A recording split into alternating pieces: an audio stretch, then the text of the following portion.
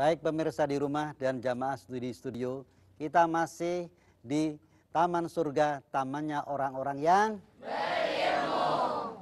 Pak Gures yang terhormat, ada berkembang di masyarakat, saya nggak butuh sholat. Ada yang bilang saya sangat butuh sholat. Mohon penjelasan tentang hal ini pada Pak Gures. Iya. Ya, saya kira memang ada orang yang berkata begitu. Ada juga orang berkata, yang penting kan saya hubungan dengan Tuhan, tidak perlu. Iya. Ya, oke. Mari kita lihat dulu, kita jawab yang pertama dulu. Gitu. Kalau ada satu orang sakit, dia ke dokter. Kalau tidak sembuh, dia ke dokter yang lebih pinter. Ya. Kalau dia punya duit, dia keluar negeri. Kalau dia sudah keluar negeri, tidak sembuh juga, dokternya bilang pulang aja, apa harapannya habis? Habis tidak harapannya? Apa yang dia lakukan ketika itu? Dia berdoa. Dia terpaksa berdoa. Kalau dia dikatakan jangan berdoa, mau enggak dia ikuti itu? Tidak bisa. Saya butuh, saya harus doa. Kalau begitu, doa ini atau sholat ini kebutuhan atau tidak? Kebutuhan. Anda butuh untuk sholat. Sholat juga kebutuhan akal kita. Saya beri contoh. Siapa yang menjamin bahwa air selalu mengalir ke bawah? Siapa yang menjamin kalau saya melempar sesuatu, dia larinya ke depan, tidak ke muka saya? Pasti ada yang menjamin. Karena itu kenyataan. Saya butuhkan, ada yang menjamin.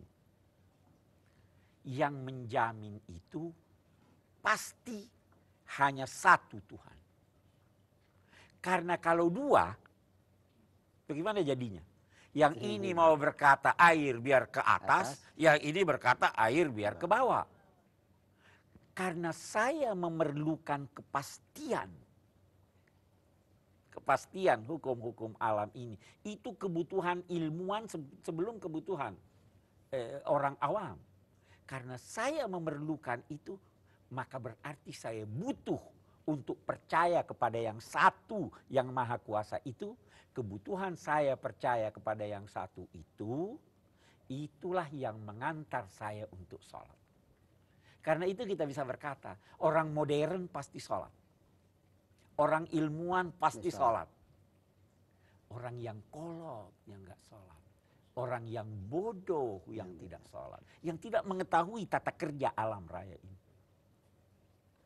Ya kan? Jadi kebutuhan akal kita, kebutuhan jiwa kita. Satu lagi. Kalau Anda diundang satu orang yang berkuasa, mau tidak datang? Kalau Anda diundang lantas tidak datang, kira-kira dia bisa marah atau tidak? Marah. Kalau Anda baru datang pada saat Anda butuh, dia senang atau tidak? Begitulah. Jangan marah kalau Anda berdoa pada waktu butuh, terus saya nggak kenal Anda. Orang cuma diundang 5 kali sehari dong. Datang 24 jam. Yang diminta paling berapa menit sekali sholat.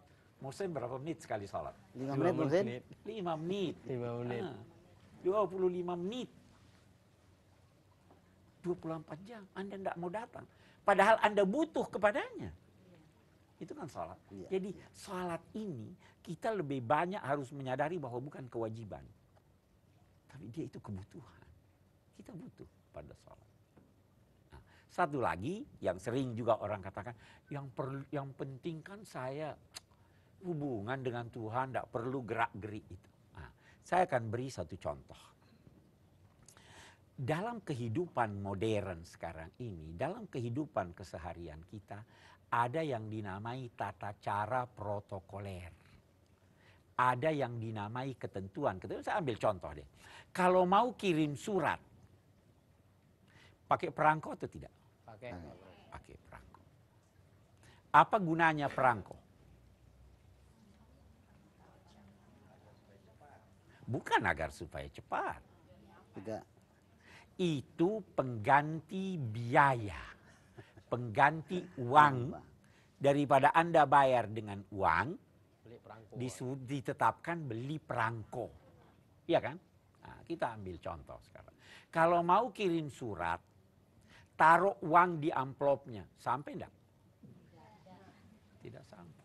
Walaupun uang yang Anda taruh itu seharga perangko atau lebih. Kenapa tidak sampai? Hilang uangnya, suratnya tidak sampai. Karena Anda tidak mengikuti ketentuan yang ditetapkan. Jangan berkata, yang perlu saya hubungan dengan Tuhan, ya Allah. Ya, enggak, dia ada tetapkan caranya harus begini. Kita aja masuk ke suatu, di luar negeri, masuk ke konser musik, harus pakai jas, harus pakai dasi. Bertemu dengan presiden, enggak boleh pakai sendal. Itu kan peraturan protokoler. Apalagi menghadap Allah, dia tentukan caranya seperti ini begini. Jadi dia kebutuhan. Tapi jangan beranggapan yang penting saya ingat, yang penting saya mohon. Tidak, ikuti apa yang dia tetapkan. Itu baru sampai. Itu saya kira sholat seperti itu. Begitu Pak. Iya, iya. Baik pemirsa. Terus begini Pak Kures. Kenyataan di lapangan, anggap aja kehidupan sehari-hari di lingkungan kita, di tetangga gitu. Ada yang masih malas sholat, ada yang rajin. Yang malas memang merasa dia belum butuh.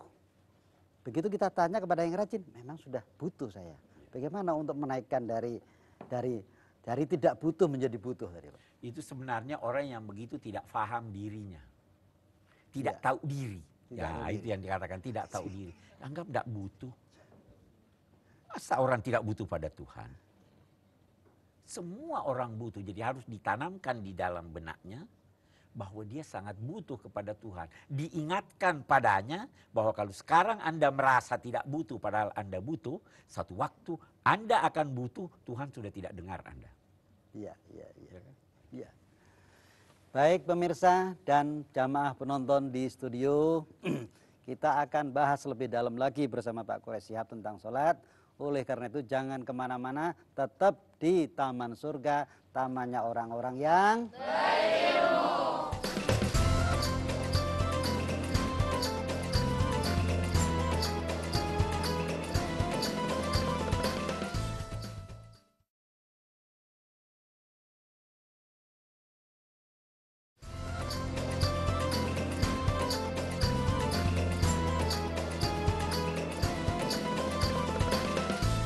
Baik, ibu-ibu masih sehat, ibu?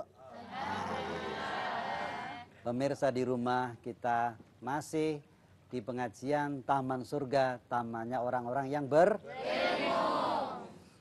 Pak Kures, salah satu makna di dalam sholat adalah khusyuk. Apa sebenarnya khusyuk itu, Pak? Apa sebenarnya khusyuk itu? Khusyuk itu kalau dari segi bahasa berarti ketenangan, tenang. Memang kalau kita bahas rukun sholat, syarat sholat, ulama itu tidak menetapkan khusyuk sebagai rukun dan syaratnya. Tetapi itu kenapa? Karena biasanya hukum itu hanya melihat yang lahir saja. Karena itu ulama-ulama hukum fikih hanya menetapkan dalam konteks khusyuk apa yang bisa mengantar seseorang untuk khusyuk. Mereka berkata bahwa tidak boleh ada gerak yang melebihi 3 gerakan selain gerakan sholat. Saya beri contoh. Kalau kita mau melangkah, ada kosong di depan, 1, 2, 3. Mau melangkah sekali lagi, sudah tidak sah. Iya kan? Nah, itu langkah kecil. Kalau langkah besar, ada satu orang sholat, terus dia mau melompat begini. Sah enggak sholatnya? Tidak sah. Karena itu sudah menunjukkan tidak ada ketenangan di dalam jiwa. Nah, tetapi kalau kita bicara substansi, Nabi pernah melihat satu orang sholat sambil pegang-pegang jenggotnya begini. Iya. Nabi bersabda, seandainya hatinya khusyuk, tangannya tidak akan seperti itu.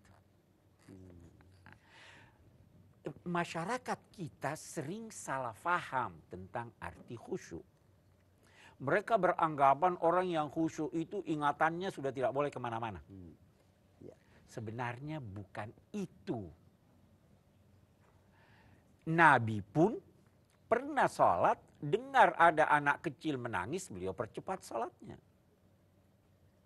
Terfikir ada uangnya orang yang pernah beliau diberi agar diserahkan pada orang lain, sedang sholat, cepat-cepat salam, bangun. Jadi tidak harus diartikan hilang ingatan. Nah, saya ada ilustrasi sering saya kemukakan. Mungkin pemirsa sudah pernah dengar, tapi saya ulangi dalam konteks ini. Sholat itu kita bisa ibaratkan dengan undangan seorang pelukis untuk menghadiri pameran lukisannya. Ada katakanlah sekian banyak orang yang diundang.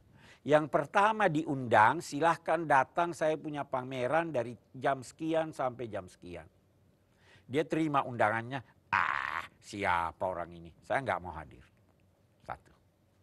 Ada yang satu lagi, si B menerima, ini undangan, lukisan. Saya nggak ngerti lukisan, saya tidak asyik lukisan.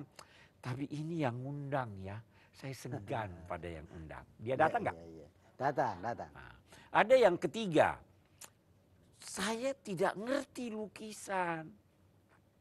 Tetapi saya tidak enak sama yang mengundang. Saya mau datang dan saya mau belajar di sana. Sudah lebih bagus dari yang ketiga. Ada lagi satu, dia berkata begini.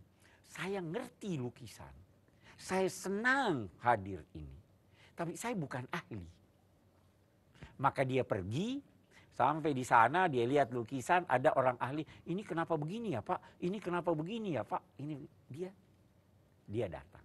Ada yang kelima, diundang, saya senang, saya ingin lihat ini. Sampai di pameran, dia indahnya lukisan ini, termenung, terpaku, dan terpukau dia. Datang temannya tepuk bahunya, dia tidak sadar. Iya, ini yang paling hebat ya. Yang mana yang khusyuk? Yang lima. Puncak khusyuk. Anda kalau diundang sholat, jangan jadi yang pertama. Sholat tidak perlu. Sebaiknya jangan jadi yang kedua. Saya datang karena segan saja. Tapi kalau jadi yang kedua, oke lah.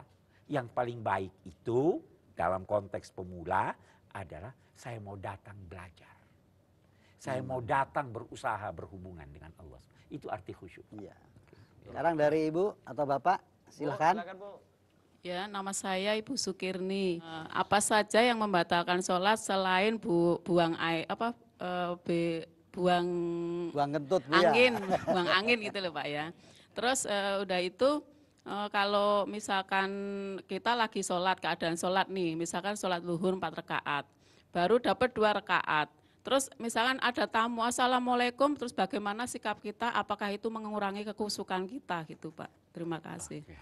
Sebenarnya yang membatalkan sholat itu cukup banyak, Bu. Bukan cuma keluar angin. Ya toh? Membatalkan sholat, tadi saya sudah beri satu contoh, bergerak lebih dari 3 kali, berbicara. Sementara ulama ada yang membolehkan menjawab, tetapi secara tidak langsung jawaban itu dalam bentuk membaca ayat Al-Quran. Misalnya, ada orang ketok, ya. Assalamualaikum. Saya bisa Allahu Akbar. Itu kan menjawab. Nah, ada sesuatu yang jatuh. Perlu sekali saya baca. Khudil kitaba biquwah. Ya kan? Itu ayat. Ada ulama yang itu. Yang membatalkan sholat tertawa terbahak-bahak. Ya kan? Yang membatalkan sholat makan dan minum. Nah, ada ulama yang membolehkan, boleh jadi ada sedikit sisa makanan kalau tertelan dengan ludah ditoleransi. Jadi ada hal-hal yang membatalkan sholat, ada yang tidak membatalkan tetapi dianjurkan untuk tidak melakukannya. Sebagai satu contoh, ada orang sholat tangannya dia bunyikan seperti ini. Ya, itu makruh. Jelas Bu ya? Oke. Itu demikian Ibu, itu salah satu saja barangkali. Ya, itu salah sebagian dari sekian banyak. Nanti akan di episode tersendiri barangkali Pak Kures akan menguraikan tentang hal-hal yang membatalkan sholat atau yang rukun, yang wajib, yang sunnah. Kita mudah-mudahan ada kesempatan untuk menjelaskan itu. Yang penting mau sholat dulu Bu. Iya. Moksin sudah kebagian, ibu-ibu sudah kebagian, tinggal saya nih kebagian. Pak Kures. Mansur mau juga nih Pak Mansur. Oh iya. Ini pertanyaan titipan Pak Moksin. Salah satu syarat sahnya sholat itu menghadap kiblat. Ya. Kenapa sih harus menghadap kiblat Pak satu itu? Kemudian ketika orang naik pesawat atau bahkan sedang melakukan perjalanan ke bulan, itu menghadap kiblatnya kemana itu Pak? Lain pertanyaan Pak Mansur. Iya, jadi sekarang begini, kita kan sholat itu, kalau Anda bermohon kepada seseorang, apa Anda membelakangi dia? Tidak, Anda harus menghadap kepadanya. Allah itu di mana-mana. Tapi dia menetapkan ada rumahnya, seakan-akan dia berada di sana. Rumahnya itu adalah Ka'bah, Baitullah. Karena Allah di mana-mana, maka rumahnya ini kalau Anda ada di Mekah, di Masjidil Haram, kemanapun Anda mengarah, itu boleh. Ya kan? Ke timur, ke barat, ke utara, ke selatan. Kenapa? Ka'bah dibuat seperti itu untuk melambangkan kehadiran Allah di semua penjuru. Nah, kita di Indonesia mengarah ke barat. Iya. Nah, jadi kita sholat itu seakan-akan mengarah ke rumah Allah, kepada Allah. Ini ditetapkan Allah supaya semakin mantap di dalam hati bahwa memang kita sedang menghadap Allah Subhanahu wa Ta'ala. Itu ditetapkannya supaya hati kita umat Islam semuanya menyatu di dalam mengarah kepada Allah SWT. Tidak diberikan kesempatan, kamu mengarah sini boleh mengarah. Tidak, kita harus bersatu mengarah ke sana. Itu gunanya ada kiblat. Salat wajib harus diupayakan menghadap ke kiblat. Tapi kalau sudah di pesawat, kita sudah berusaha mencari, oh di sini pesawat belok, perahu belok, kendaraan belok, itu sudah ditoleransi. Saya kira begitu Pak. Pemirsa di rumah dan jamaah di studio, rupanya kita sudah berada di akhir acara ini. Sebelum kita mengakhiri acara ini, barangkali Pak Kures dapat memberikan kesimpulan apa yang kita bahas hari ini Pak. Iya, mungkin yang pertama ternyata sekali lagi masih banyak hal menyangkut salat yang kita tidak tahu. Yang kedua, salat adalah kebutuhan lebih banyak daripada kewajiban. Tidak ada seorang pun yang tidak membutuhkan, yang tidak menghajatkan kehadiran Allah Subhanahu wa Ta'ala. Yang ketiga, khusyuk tidak harus diartikan bahwa harus ingat-ingat, hilang ingatan, tidak boleh lupa dan lain-lain sebagainya. Yang terakhir dari ini, bahwa substansi salat itu bukan sekedar gerakan atau ucapan, tetapi dia adalah permohonan yang mengandung arti mengagungkan Allah Subhanahu wa Ta'ala, dan bahwa permohonan kita itu akan dikabulkan Allah apabila kita bersedia membantu orang lain. Saya kira itu soal. Terima kasih Pak Kures. Demikian pemirsa dan jamaah di studio, kita telah mendengarkan uraian tentang rukun Islam yang kedua. Berikut kesimpulan yang disampaikan oleh Pak Kures. Mudah-mudahan apa yang kita dapatkan hari ini, yang tadinya sholatnya belang bentong, mulai rajin sholat, Yang biasanya sholat saja tidak khusyuk, mudah-mudahan meningkat menjadi khusyuk dan akhirnya berdampak terhadap kehidupan kita sehari-hari. Demikian pemirsa dan jamaah di studio yang dihormati, pengajian kita akhiri. Namun sebelumnya saya ucapkan terima kasih kepada ibu-ibu Majelis Taklim Hikmatul Ilmi dari Halim Perdana Kusuma. Begitu juga Pak. Baik pemirsa di rumah dan jamaah studi studio, kita masih di Taman Surga, tamannya orang-orang yang berilmu. Pak Gures yang terhormat, ada berkembang di masyarakat, saya nggak butuh sholat. Ada yang bilang saya sangat butuh sholat. Mohon penjelasan tentang hal ini pada Pak Gures. Iya. Ya saya kira memang ada orang yang berkata begitu. Ada juga orang berkata, yang penting kan saya hubungan dengan Tuhan, tidak perlu. Ya. Ya, okay. Mari kita lihat dulu, kita jawab yang pertama dulu. Gitu. Kalau ada satu orang sakit, dia ke dokter. Kalau tidak sembuh, dia ke dokter yang lebih pinter. Ya. Kalau dia punya duit, dia keluar negeri. Kalau dia sudah keluar negeri, tidak sembuh juga, dokternya bilang pulang aja, apa harapannya habis? Habis tidak harapannya? Apa yang dia lakukan ketika itu? Dia berdoa. Dia terpaksa berdoa. Kalau dia dikatakan jangan berdoa, mau enggak dia ikuti itu? Tidak bisa. Saya butuh, saya harus doa. Kalau begitu, doa ini atau sholat ini kebutuhan atau tidak? Kebutuhan. Anda butuh untuk sholat. Sholat juga kebutuhan akal kita. Saya beri contoh. Siapa yang menjamin bahwa air selalu mengalir ke bawah? Siapa yang menjamin kalau saya melempar sesuatu, dia larinya ke depan, tidak ke muka saya? Pasti ada yang menjamin. Karena itu kenyataan. Ya. Saya butuhkan, ada yang menjamin. Yang menjamin itu pasti hanya satu Tuhan. Karena kalau dua, bagaimana jadinya? Yang ini mau berkata air biar ke atas, yang ini berkata air biar ke bawah. Karena saya memerlukan kepastian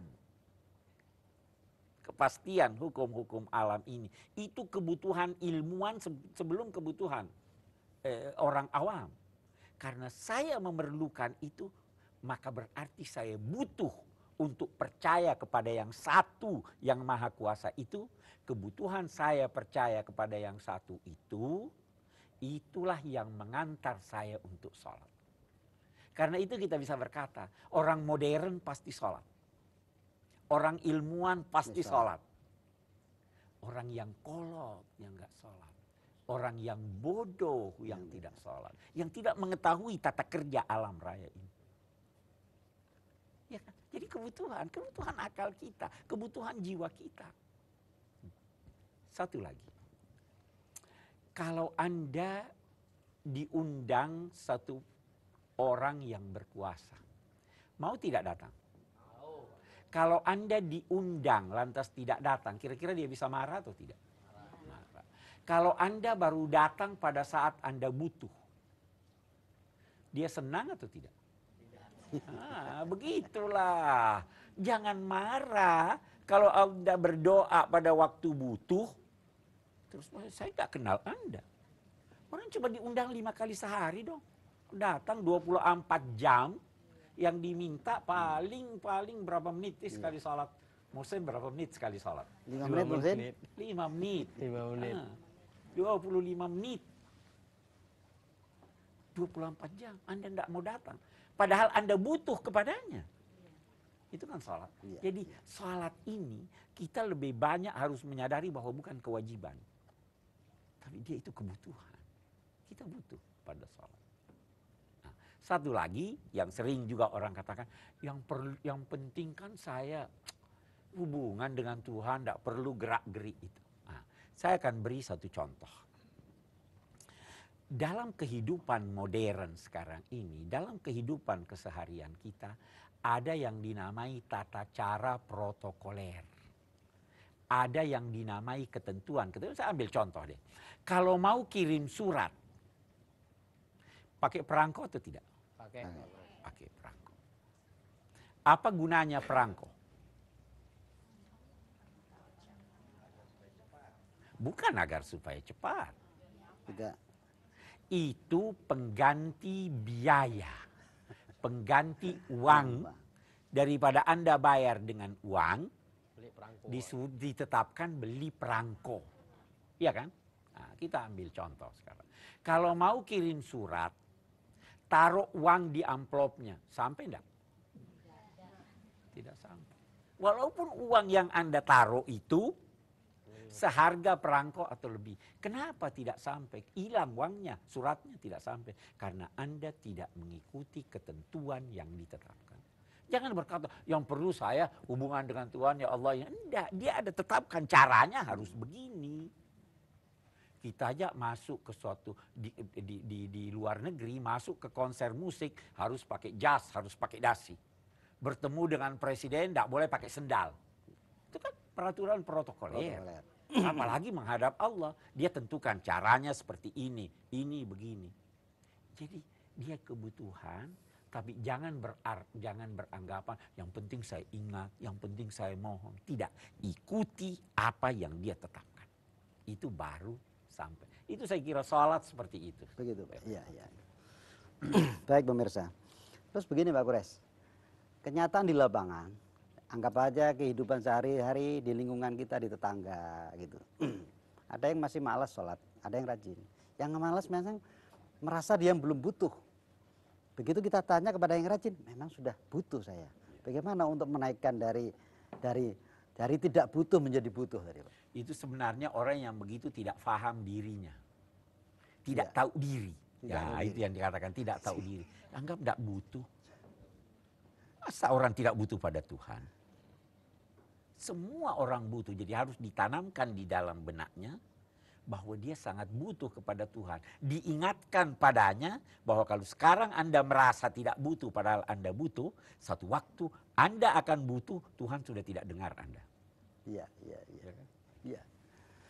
Baik pemirsa dan jamaah penonton di studio, kita akan bahas lebih dalam lagi bersama Pak Kures Shihab tentang sholat. Oleh karena itu jangan kemana-mana, tetap di Taman Surga, tamannya orang-orang yang berilmu.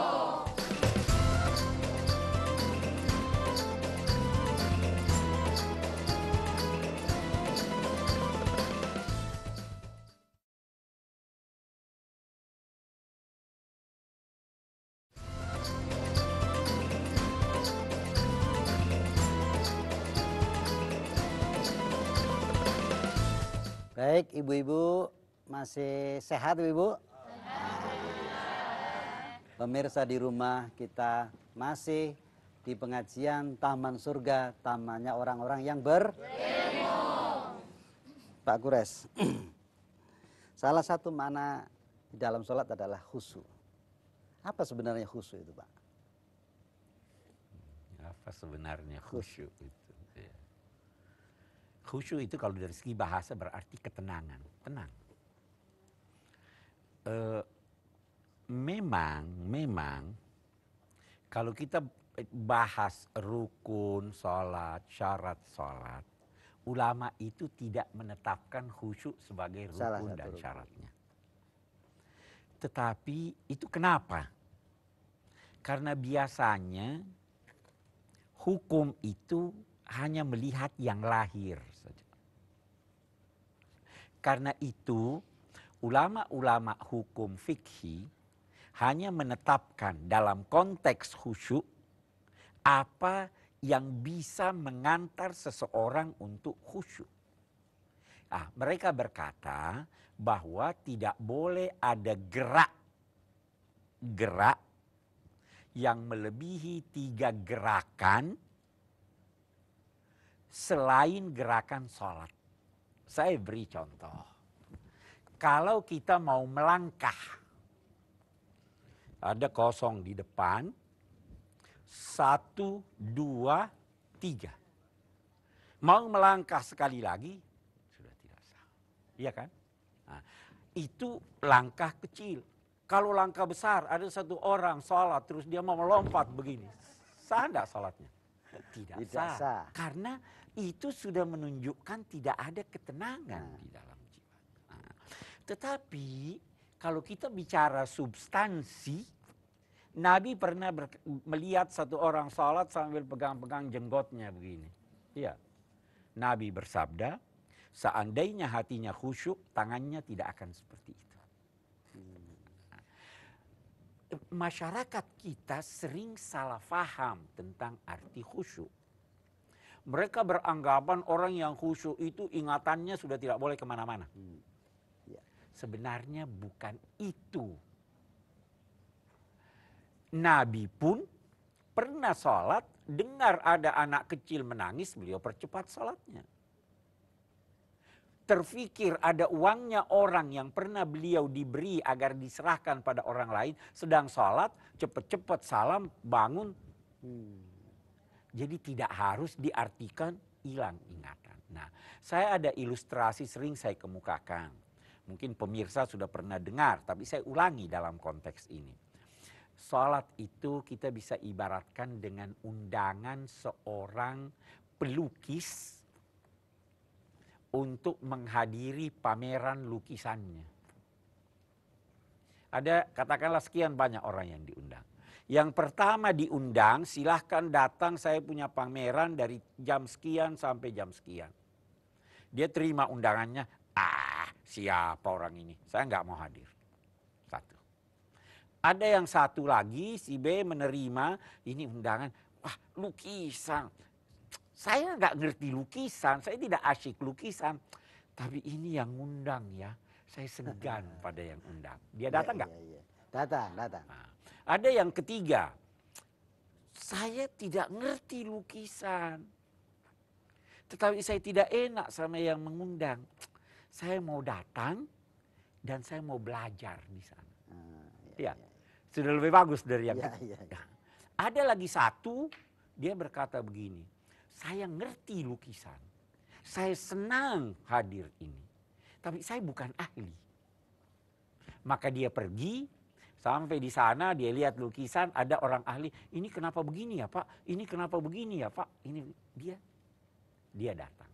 Ada yang kelima, diundang, saya senang, saya ingin lihat ini. Sampai di pameran, dia indahnya lukisan ini, termenung, terpaku, dan terpukau dia. Datang temannya tepuk bahunya, dia tidak sadar. Iya, ini yang paling hebat ya. Yang mana yang khusyuk? Puncak khusyuk. Anda kalau diundang sholat, jangan jadi yang pertama. Sholat tidak perlu. Sebaiknya jangan jadi yang kedua. Saya datang karena segan saja. Tapi kalau jadi yang kedua, oke lah. Yang paling baik itu dalam konteks pemula adalah saya mau datang belajar. Saya mau datang berusaha berhubungan dengan Allah. Itu arti khusyuk. Sekarang dari Ibu atau Bapak, silakan. Silakan, Bu. Ya, nama saya Ibu Sukirni. Apa saja yang membatalkan sholat selain buang air, buang kentut, Bu, angin, buang angin gitu loh Pak ya. Terus udah itu kalau misalkan kita lagi sholat, keadaan sholat nih, misalkan sholat zuhur 4 rakaat, baru dapat 2 rakaat. Terus misalkan ada tamu, assalamualaikum, terus bagaimana sikap kita, apakah itu mengurangi kekusukan kita gitu Pak. Terima kasih. Sebenarnya yang membatalkan sholat itu cukup banyak, Bu. Bukan cuma keluar angin. Ya toh? Membatalkan sholat, tadi saya sudah beri satu contoh, bergerak lebih dari 3 kali, berbicara. Sementara ulama ada yang membolehkan menjawab, tetapi secara tidak langsung jawaban itu dalam bentuk membaca ayat Al-Quran. Misalnya, ada orang ketok, ya. Assalamualaikum. Assalamualaikum. Saya bisa Allahu Akbar. Itu kan menjawab. Ya. Nah, ada sesuatu yang jatuh. Nah, perlu sekali saya baca khudil kitaba biquwah. Ya kan? Itu ayat ada ulama yang itu. Yang membatalkan sholat tertawa terbahak-bahak. Ya kan? Yang membatalkan sholat makan dan minum. Nah, ada ulama yang membolehkan, boleh jadi ada sedikit sisa makanan kalau tertelan dengan ludah ditoleransi. Jadi ada hal-hal yang membatalkan sholat, ada yang tidak membatalkan tetapi dianjurkan untuk tidak melakukannya. Sebagai satu contoh, ada orang sholat tangannya dia bunyikan seperti ini. Ya, itu makruh. Jelas Bu ya? Oke. Itu demikian Ibu, itu salah satu saja barangkali. Ya, salah sebagian dari sekian banyak. Nanti akan di episode tersendiri barangkali Pak Kures akan menguraikan tentang hal-hal yang membatalkan sholat atau yang rukun, yang wajib, yang sunnah, kita mudah-mudahan ada kesempatan untuk menjelaskan itu. Yang penting mau sholat dulu Bu. Iya. Moksin sudah kebagian, ibu-ibu sudah kebagian, tinggal saya nih Bu kebagian. Pak Kures. Mansur mau juga nih Pak Oh Mansur. iya. Ini pertanyaan titipan Pak Moksin. Ya. Salah satu syarat Sahnya. sahnya sholat itu menghadap kiblat, Pak. Ya. Kenapa sih harus menghadap kiblat, Pak, satu itu? Kemudian ketika orang naik pesawat atau bahkan sedang melakukan perjalanan ke bulan, itu menghadap kiblatnya kemana itu, Pak? Lain pertanyaan Pak Mansur. Iya, jadi sekarang begini, kita kan sholat itu, kalau Anda bermohon kepada seseorang, apa Anda membelakangi dia? Tidak. Tidak, Anda harus menghadap kepadanya. Allah itu di mana-mana. Tapi dia menetapkan ada rumahnya, seakan-akan dia berada di sana. Rumahnya itu adalah Ka'bah, Baitullah. Karena Allah di mana-mana, maka rumahnya ini kalau Anda ada di Mekah, di Masjidil Haram, kemanapun Anda mengarah, itu boleh. Ya kan? Ke timur, ke barat, ke utara, ke selatan. Kenapa? Ka'bah dibuat seperti itu untuk melambangkan kehadiran Allah di semua penjuru. Nah, kita di Indonesia mengarah ke barat. Iya. Nah, jadi kita sholat itu seakan-akan mengarah ke rumah Allah, kepada Allah. Ini ditetapkan Allah supaya semakin mantap di dalam hati bahwa memang kita sedang menghadap Allah Subhanahu wa Ta'ala. Itu ditetapkannya supaya hati kita umat Islam semuanya menyatu di dalam mengarah kepada Allah. Tidak diberikan kesempatan kamu mengarah sini boleh mengarah. Tidak, kita harus bersatu mengarah ke sana. Itu gunanya ada kiblat. Salat wajib harus diupayakan menghadap ke kiblat. Tapi kalau sudah di pesawat, kita sudah berusaha mencari, oh di sini pesawat belok, perahu belok, kendaraan belok, itu sudah ditoleransi. Saya kira begitu, Pak. Pemirsa di rumah dan jamaah di studio, rupanya kita sudah berada di akhir acara ini. Sebelum kita mengakhiri acara ini, barangkali Pak Kures dapat memberikan kesimpulan apa yang kita bahas hari ini, Pak. Iya, mungkin yang pertama, ternyata sekali lagi masih banyak hal menyangkut salat yang kita tidak tahu. Yang kedua, salat adalah kebutuhan lebih banyak daripada kewajiban. Tidak ada seorang pun yang tidak membutuhkan, yang tidak menghajatkan kehadiran Allah Subhanahu wa Ta'ala. Yang ketiga, khusyuk tidak harus diartikan bahwa harus ingat-ingat, hilang ingatan, tidak boleh lupa dan lain-lain sebagainya. Yang terakhir dari ini, bahwa substansi salat itu bukan sekedar gerakan atau ucapan, tetapi dia adalah permohonan yang mengandung arti mengagungkan Allah Subhanahu wa Ta'ala, dan bahwa permohonan kita itu akan dikabulkan Allah apabila kita bersedia membantu orang lain. Saya kira itu soal. Terima kasih Pak Gures. Demikian pemirsa dan jamaah di studio, kita telah mendengarkan uraian tentang rukun Islam yang kedua. Berikut kesimpulan yang disampaikan oleh Pak Gures. Mudah-mudahan apa yang kita dapatkan hari ini, yang tadinya sholatnya belang bentong, mulai rajin sholat. Yang biasanya sholat saja tidak khusyuk, mudah-mudahan meningkat menjadi khusyuk dan akhirnya berdampak terhadap kehidupan kita sehari-hari. Demikian pemirsa dan jamaah di studio yang dihormati, pengajian kita akhiri. Namun sebelumnya saya ucapkan terima kasih kepada ibu-ibu Majelis Taklim Hikmatul Ilmi dari Halim Perdana Kusuma. Begitu juga Pak